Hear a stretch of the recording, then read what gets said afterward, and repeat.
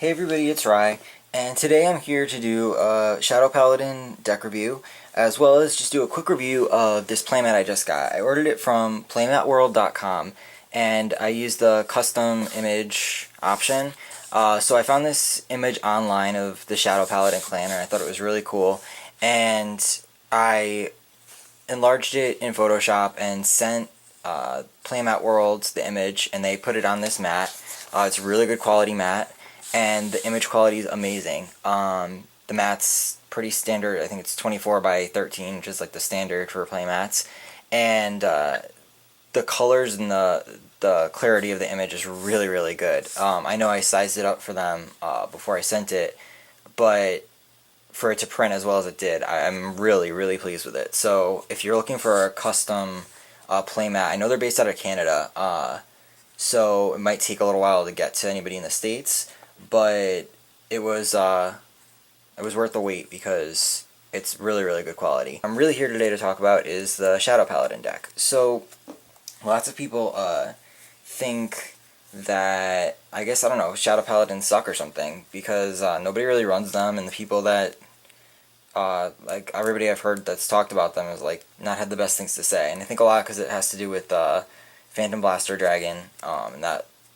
whole strategy is kind of overrated, and I agree with that. But there's two other pretty awesome strategies that you can do with Shadow Paladin. Ildona decks are really good, and I played that for a while, and I thought it was good, but what I prefer even more is Dark Dictator builds, so that's what I'm going to show you today. Starter is full bow, pretty basic, kind of the only way to go. When you ride Blaster Javelin on them, you get to search for Blaster Dark, so it's pretty standard. Then I'm running 8 crit. This deck is all about swarming and attacking, so why not take advantage of that and really go in for the crits. The more decks I see, the more crits I see, so it seems like everybody's kind of going in that direction with lots of crit, which I think they're going to have to do something about soon, because otherwise I think it's going to get kind of overrun. So that's that. 4 draw. This deck's pretty draw heavy, so I like to maintain that in the triggers as well. 4 heal, obviously, standard. Then grade 1s. 4 Charon, just AK, beater, vanilla, pretty standard. 4 Blaster Javelin. You're playing full bow and you're playing Blaster Dark, so you might as well have him. He's great if you can ride him on turn 1 and just get that grade 2 for sure. And then it's a 10k, it's pretty nice. I'm running 2 Guru Bow. I think he's such a sick card, and I would run more if I could find room. When I first made the deck, I was running 4, because he's just great. If you go second, you ride him, you can attack, he's 9k. He's great to just draw into, you just have a 9k attacker. He doesn't boost for 9k, but he's still great. When he attacks the Vanguard, he gets plus 2k, so he's still a really, really good card just to throw out there for like early game pressure.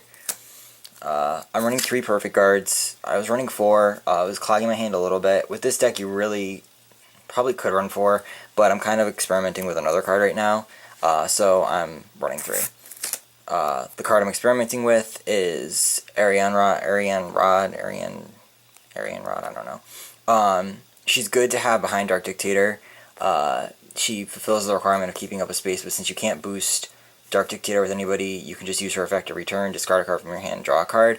To be honest, I haven't really used her to like benefit me. When I feel like using her effect, like when I'm in the position to, she ends up getting me a trigger, so I don't want that. I'd rather draw it from attacking. So I might take her out for another perfect guard or another Guru Bow, because she's kind of sucking, so I don't know. Grade 2s, 4 Dredona, just 10k vanilla. It's really good in this deck. Again, it's swarming and attacking, so it's good to have 10ks in there. Then I'm running 2 Blaster Dark. Some people say just run 1. I disagree.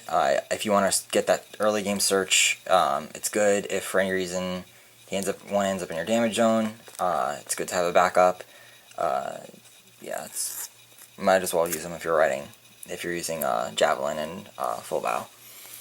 Then 2 Maka. She's really good for setting up columns. Pretty much when you get her out, you can usually get her with a 8k behind her, and then that sets a pretty decent column for grade 2. 2 new main. I love this card.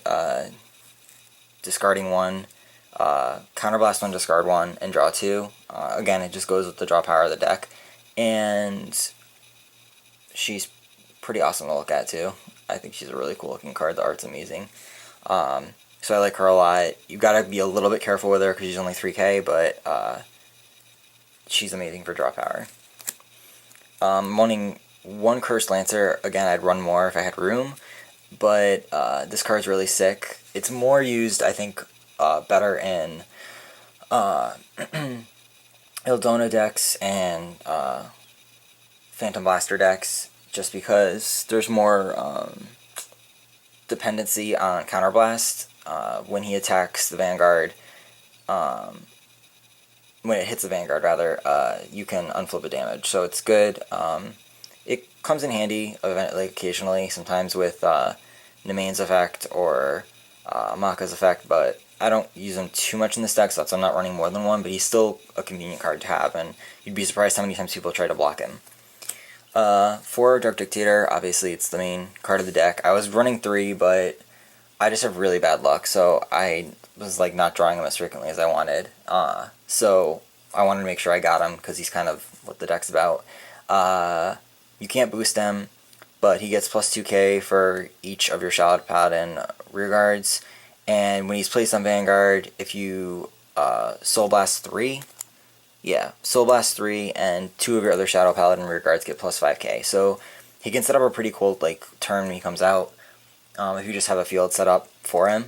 But he's a pretty awesome card. He can hit if you just maintain your field, which people say that the way to take this deck down is to really attack the rearguards, but to be honest, like, I haven't had any problem with that. Like, the people are going for my rearguards like non-stop, and I'm still always maintaining a full field, so to be able to hit for 20k every turn from just having a full field, it's pretty easy. And like, his second effect's awesome when he comes out. Just, it makes for a really annoying turn for the opponent, and yeah, I really like him. Again, the art I think is really cool too. I'm running 3. Jesus Christ, how do you even say his name? I still don't know how to say his name. I heard it was like Bidekar or Bibekar or something like that. That's actually how you're supposed to pronounce it, but whatever. I just call him Dark Mage because it's easier. So I'm running 3, and some people are like, that's too many to run because he's only a 9k. But with this deck, you need to have a full field, and these guys they just generate that full field so quick. It's every time when you play him to Vanguard or Rearguard, you look at the top card of your deck and play it to Rearguard Circle. So it's ridiculous. It fills up the field really, really quick, and that's what you need for Dark Dictator. And honestly, more times than not, this card gives me something amazing. I have an empty field, I play him, and I draw either like a grade 2 or 3 that I can use, or I get a AK, vanilla, and I can't say always has been amazing, because sometimes you do draw triggers with him, but most of the time he's amazing, and for that extra 2k for Dark Dictator, it's totally worth it. And then I'm running 1 Phantom Blaster Dragon. You're using all the other part of the chain, so it's good to, I guess, just have 1 in case you get stuck. His effect's good. If you have Blaster Dark, he's 11k, so that's nice. And then Counterblast 2, and you choose 3 of your Shadow Paladin rearguards and retire him, and then he gets plus 10k and plus 1 crit. You gotta be careful when you're using that. I think the problem that people really have with this deck is they don't know when to use that, and it just ends up screwing them. But yeah, it's a good card to have in just for fun, I guess. And yeah, like I said, if you're riding the whole chain anyway, it's good to just have him in there. Consistency of the deck's really good, and for somebody that has not good luck, you want as consistent of a deck as possible, and this deck does that pretty well. So if you're interested in this build, definitely try it out and let me know in the comments below what you think. And also just in the comments below, let me know what you think about Shadow Paladins as a clan anyway. Why do you think they get hated on so much? And what of the Shadow Paladin strategies is your favorite? Do you prefer Phantom Blaster, or do you prefer Ildona or Dark Dictator? Because that seems to be the main three. So let me know, and I'll see you next time. Bye.